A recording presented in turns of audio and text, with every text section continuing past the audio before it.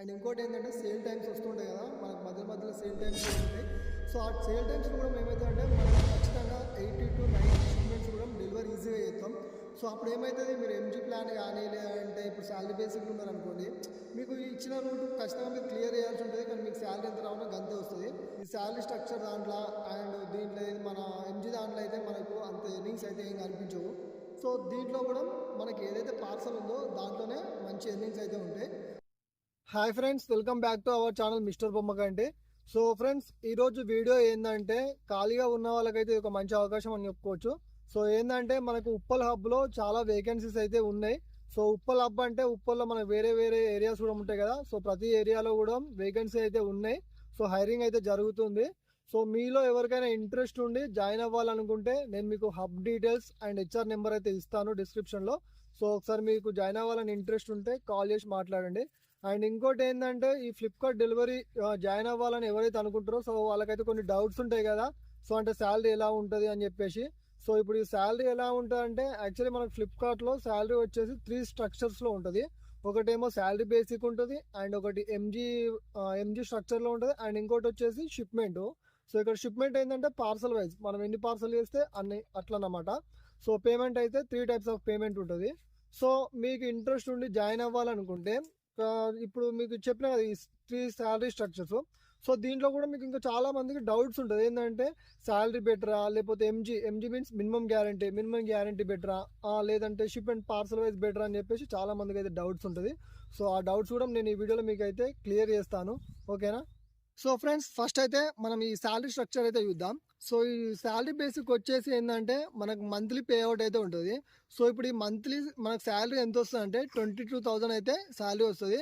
So ఈ 22,000లో కూడా మనకి ఈఎస్ఐ పిఎఫ్ అయితే కట్ అవుతుంది అనమాట. సో మనకి ఈఎస్ఐ పిఎఫ్ కట్ అయ్యి మనకి 18,500 శాలరీ ప్లస్ అటెండెన్స్ బోనస్ వచ్చేసి ఒక 1,500 అయితే ఉంటుందన్నమాట.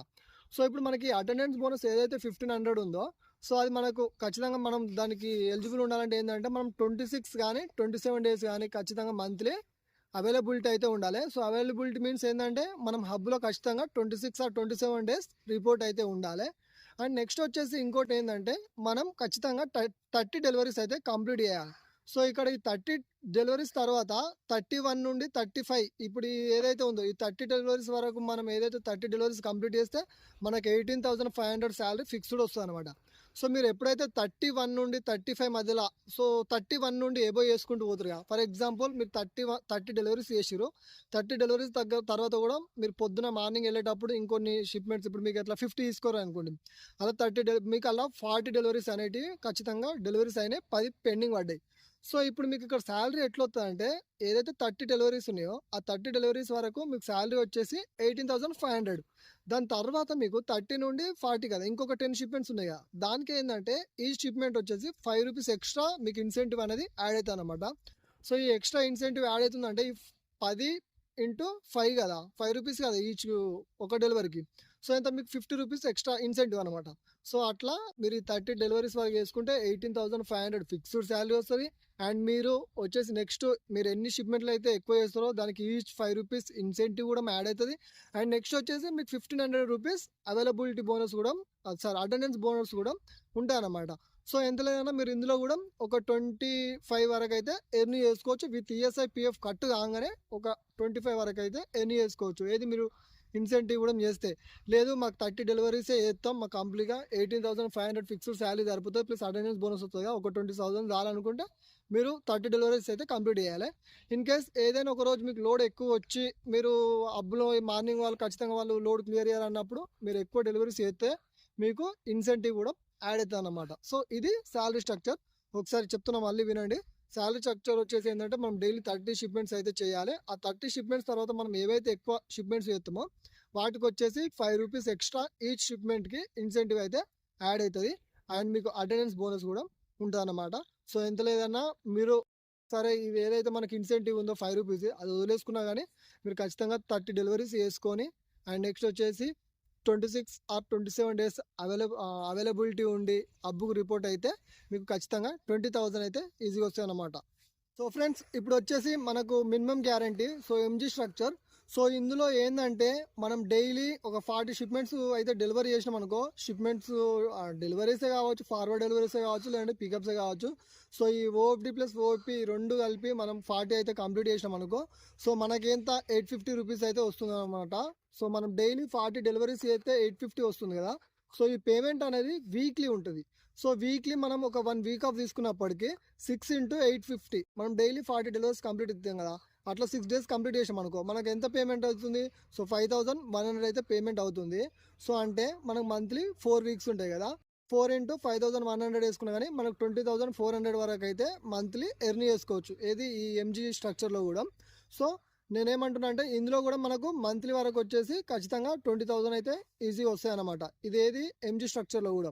ఓకే, సో నెక్స్ట్ వచ్చేసి మనకు shipment wise or parcel wise చెప్పాను కదా. ఈ shipment wise and parcel wise అనేది ఏంటంటే మనం ఎంత వేసుకుంటే అంత అన్నమాట. ఇప్పుడు మనకు ఒక ఏరియా ఇస్తారు, ఒక ఏరియా ఇచ్చినప్పుడు మనము ఒక 50 డెలివరీస్ కంప్లీట్ చేసాం అనుకో, మనకి 850 రూపీస్ పడుతుంది అన్నమాట. సో ఫస్ట్ ఆఫ్ ఆల్ ఈ షిప్మెంట్ ఈ పార్సల్ వైజ్గా చేస్తే మనకు ఒక పార్సల్కి ఎంత ఇస్తారు?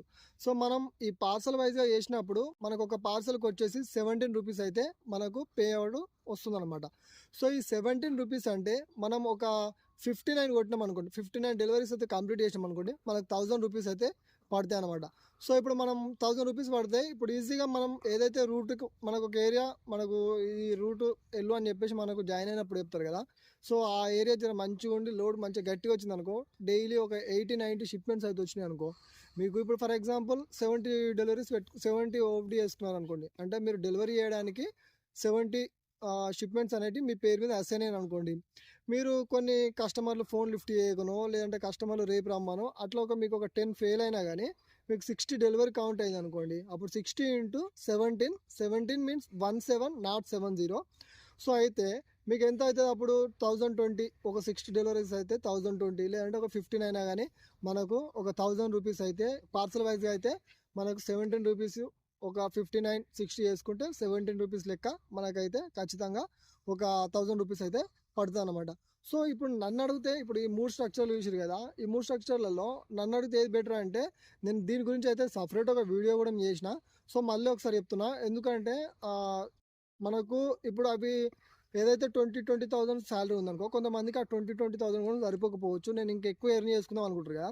సో అలాంటప్పుడు మీరు ఏం చేయాలంటే ఈ పార్సల్ వైజ్గా తీసుకోవాలి, షిప్మెంట్ లెక్క తీసుకోవాలి. షిప్మెంట్ లెక్క తీసుకున్నప్పుడు ఏమవుతుంది, మీరు ఒకవేళ ఇప్పుడు దాంట్లో అయితే ఎట్లా మనం ఇప్పుడు 40 డెలివరీస్ చేయగానే ఓకే నాకు ఎంజీ అయిపోయింది ఇక మిగతా డెలివరీ చేయకుండా ఇంకా అన్నట్టు ఉంటుంది కదా. సో అట్లా కాకుండా, లేదంటే మీరు పొద్దున లోడ్ తీసుకునేటప్పుడే నేను ఒక 50 పెట్టుకుంటా, అలా 10 ఫెయిల్ అయినా కానీ 40 డెలివరీలు అయినా కానీ నాకు ఎంజీ ప్లాన్ కంప్లీట్ అయిపోతుంది అని చెప్పేసి కొంతమంది అట్లా ఆలోచిస్తారు.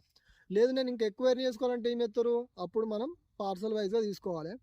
పార్సల్ వైజ్గా తీసుకున్న తర్వాత ఏమవుతుంది, మనం రూట్కి వెళ్తాం, రూట్కి వెళ్ళిన తర్వాత డెలివరీస్ అవుతుండే మనం ఖచ్చితంగా ఇప్పుడు 70 తీసుకున్నాం అనుకో, అలా 10 పెండింగ్ పడి 60 డెలివరీలు అయినా, లేదంటే 80 తీసుకున్నాం 80లో ఒక 10 పెండింగ్ పడి 70 అయినా కానీ 1200 1100 అట్లా 1000 వరకు కూడా ఈజీగా ఎర్న్ చేసుకోవచ్చు.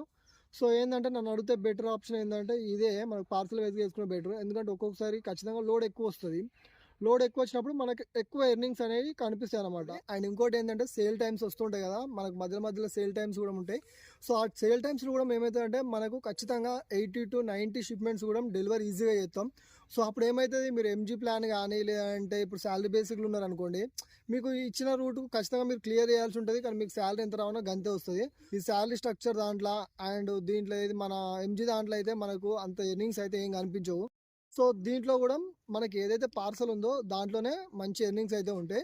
సో ఇప్పుడు ఈ వీడియో చూసిరు కదా, మీకు ఎవరికైనా జాయిన్ అవ్వాలని ఉంటే ఇప్పుడు నేను మీకు ఒకసారి ఉప్పల్ది హబ్ డీటెయిల్స్ చెప్తాను. అండ్ వీలైతే మీకు ఇక్కడ కింద డిస్క్రిప్షన్లో హబ్ది డైరెక్ట్ ఏమంటారు మన గూగుల్ మ్యాప్స్ ఆ లొకేషన్ కూడా ఇస్తాను. సో లేదంటే మీకు ల్యాండ్ మార్క్ త్రూ కూడా గైడ్ చేస్తాను చూడండి. అండ్ ఇంకోటి ఏంటంటే రిక్రూటర్ది నెంబర్ కూడా మీకు డిస్క్రిప్షన్లో ఇస్తాను. ఓకే, సో ఇది ఈ వీడియో. మీకు ఎవరికైనా జాయిన్ అవ్వాలని ఇంట్రెస్ట్ ఉంటే ఉప్పల్ హబ్లా చాలా వేకెన్సీస్ ఉన్నాయి. ఆ వేకెన్సీస్లో వచ్చేసి మీరు ఉండే సర్కిల్ ఉప్పల్లో మీరు ఏడుంటారో అక్కడ కూడా ఒకసారి ఉండొచ్చు డెలివరీస్ చేయడానికి వేకెన్సీ. ఒకసారి కనుక్కోండి. ప్రజెంట్ అయితే నాకు తెలిసిన వేకెన్సీ ఏమేమి ఉన్నాయంటే ఉప్పల్, ఇప్పుడు మనకు Uppal Beerappagadda, Chilkanagar and IDA Uppal and Vijayapur colony and next వచ్చేసి బాలాజిల్స్ చిల్కానగర్ సైడ్ ఏమనగర్ అండ్ ఇంకా సో కళ్యాణ్పూరి, సో చాలా వరకు అయితే ఇప్పుడు ఉప్పల్లో మ్యాక్సిమం ప్రతి ప్లేస్లో కూడా మనకు వేకెన్సీ అయితే ఉంది. సో మీరు నేను చెప్పిన ఏరియాస్లో ఎక్కడున్నా కానీ మీకు దగ్గర ఉంటుంది. సో ఆ రూట్ అయితే తీసుకోండి, మంచి ఎర్నింగ్స్ కూడా బాగుంటాయి. సో నేను సజెస్ట్ చేసేది ఏంటంటే పార్సల్ వైజ్గానే తీసుకోండి. అండ్ ఈ శాలరీ ఎంజీ ప్లాన్లో అయితే వాళ్ళు కొద్దిగా అబ్బోలు కూడా దమ్ చేస్తారు.